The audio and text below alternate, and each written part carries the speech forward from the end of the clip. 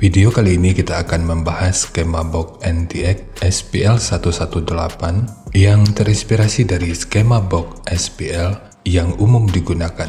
Skema ini dikhususkan untuk transducer speaker JIC dengan tipe LS18114. Tanpa berlama-lama, sekarang kita ulas aja spesifikasi teknis dan TS parameternya. Kita mulai dari ukuran transducer speakernya.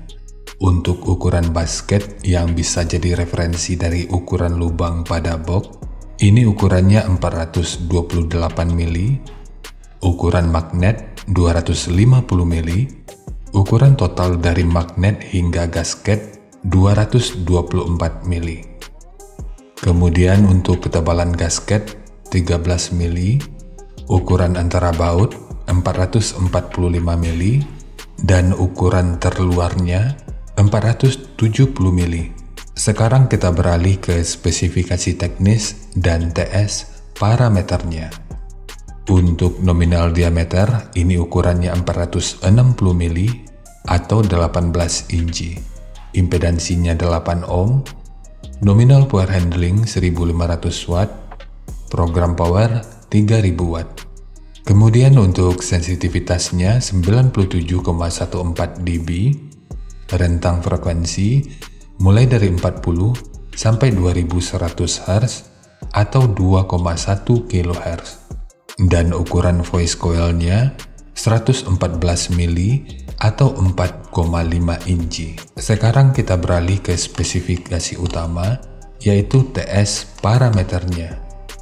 Untuk fs 40 Hz, DCR 5,979 ohm, QMS 12,3, CAS 0,47, GTS 0,453, GMS 0,059 mm per Newton, MMS 200,2 gram, efisiensi 2,389%, BL 27,27 Tesla meter, fast 117,4 liter, SD 0,483 meter per segi, XMAX 7 mm, dan induktansi voice coil-nya 1,319 mH.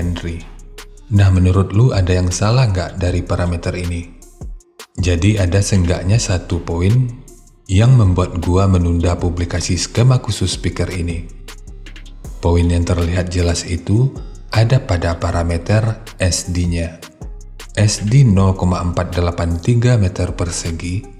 Ini tentu sangat nggak logis untuk speaker berukuran 18 inci. Parameter ini hanya akan cocok jika speakernya itu berukuran 31 inci. Yang gua ketahui, SD yang realistis untuk satu speaker berukuran 18 inci itu hanya sekitar 0,11 sampai 0,12 meter persegi aja. Jadi pada penerapannya nanti, gua akan coba kalkulasikan dengan menggunakan SD di sekitar 0,12 meter persegi dan akan kita lihat gimana hasilnya. Apakah nanti bisa realistis atau enggak. Jujur gua sangat mengagumi produk-produknya JIC meskipun belum pernah nyoba secara langsung. Namun dari presentasi produk, ini bisa dikatakan sangat baik, sehingga nggak kalah dari presentasi produk-produk Eropa lainnya. Selain itu, parameter yang disajikan ini juga cukup detail. Namun mungkin ya, masih ada beberapa kekeliruan dalam penulisan parameternya. Tapi ini tentu masih sebatas analisa gua, dan gua tentu aja bisa salah. Karena pabrikan tentu udah punya standarisasi sendiri sebelum merilis produknya ke pasaran. Selain itu, poin lainnya ada pada parameter XMAX. Karena gua juga nemuin ada beberapa speaker 12 inci yang kalau nggak salah dari LB series, itu hanya punya XMAX 1 mm. Dan ada juga speaker berukuran 15 inci, tapi XMAX-nya cuma 2,5 mm. Dengan jangkauan XMAX yang serendah itu, rata-rata LB series sebagian besarnya tentu akan kurang cocok untuk subwoofer. Meskipun dalam demo produk yang gua lihat di Tokped, embel-embel subwoofer selalu disertakan. Jadi harapan gua, seenggaknya speaker ini diberi X-Max yang cukup layak. Tapi jika ini memang udah nilai yang seharusnya, ya nggak apa-apa. Berarti analisa gua memang salah. Namun jika analisa ini benar, kita tentu berharap produsennya segera mengupdate parameter yang tersedia, agar semua tentu akan jadi lebih baik lagi. Terlepas nanti buku manualnya mau dibaca atau enggak, menyajikan informasi yang rinci dan akurat tentu sangat penting, karena ini juga merupakan hak dari konsumen. Jadi ini tentu bukan untuk menjatuhkan, ini hanya sebuah saran dan masukan, karena gua berharap JIC bisa jadi salah satu produk lokal lain yang seenggaknya bisa sejajar lah dengan produk SBE, atau malah jadi penantang utama dari produk-produknya SBE. Gua pikir cukup, sekarang kita masuk aja ke rincian semuanya.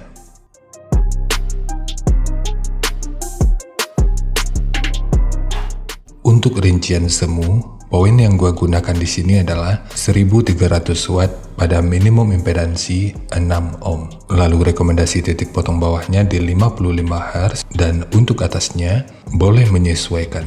Ini sifatnya tentu nggak mengikat, jadi nanti silahkan dicoba aja sesuai karakter yang diinginkan. Dan untuk slope nanti juga boleh menyesuaikan. Kemudian untuk puncak SPL-nya, ini diperkirakan mencapai sekitar 129 desibel. Semua ini merupakan rincian semu, jadi bisa lebih baik atau bisa aja lebih buruk dari yang diperkirakan. Karena efisiensi akhirnya itu juga akan bisa dipengaruhi oleh beberapa faktor, apakah itu kerapian dan kepresisian dari pembuatan box, kualitas bahan, hingga equipment yang digunakan. Sebelum melanjutkan, harap baca deskripsi video karena ada beberapa informasi tambahan terkait bahasan yang ada pada video ini.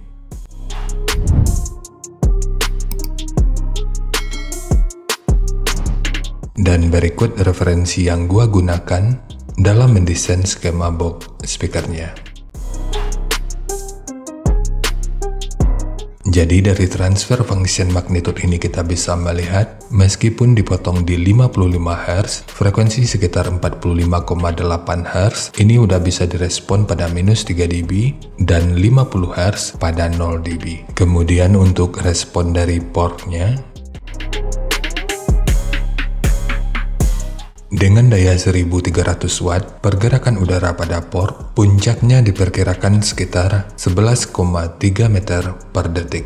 Lalu untuk gain yang dihasilkan oleh port, kurang lebih seperti ini.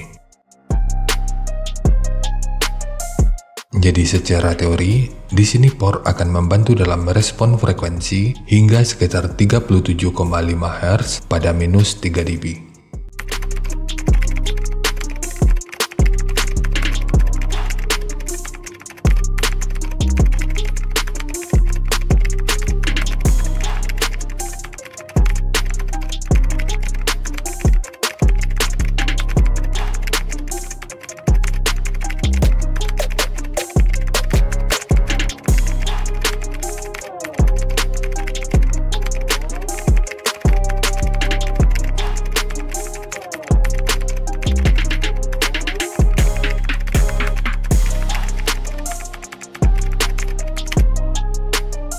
Sekarang langsung kita bahas aja skemanya. Untuk multiplex, ini menggunakan multiplex dengan ketebalan 18 mili. Kita mulai dari tinggi, jadi tinggi box ini adalah 760 mili, panjang ke belakang 800 mili, kemudian lebarnya 560 mili.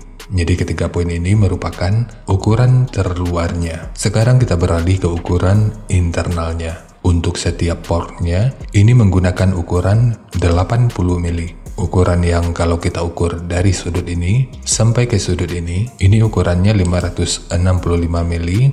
Ukuran dari sudut ini sampai ke sudut ini ukurannya 341 mili. Ukuran dari sudut ini sampai ke sudut ini ukurannya 188 mili. Untuk triplek dari dudukan speaker seperti biasa kita menggunakan 2 lapis. Lalu segitiga kecil ini bertujuan untuk aerodinamika.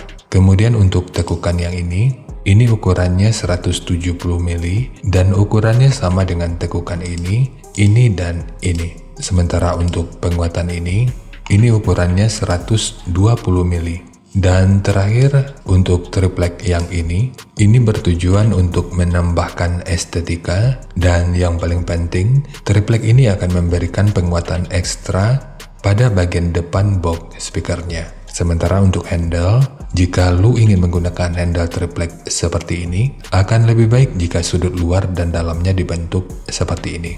Ini bertujuan untuk aerodinamika, jadi nanti tinggal lu custom aja sesuai kebutuhannya.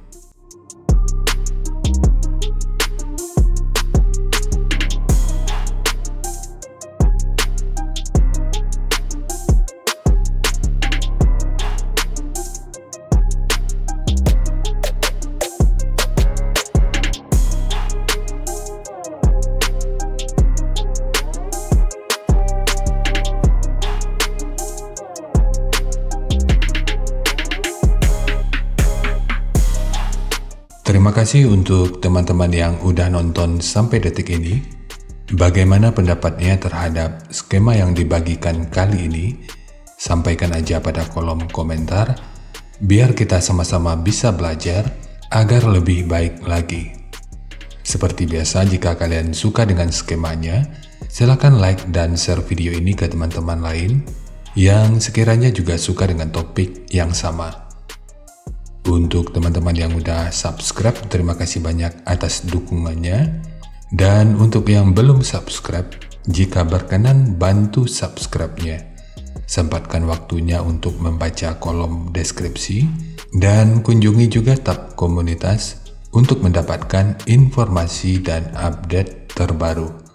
Jadi ya seperti itu aja, dan kita ketemu kembali pada video yang lainnya.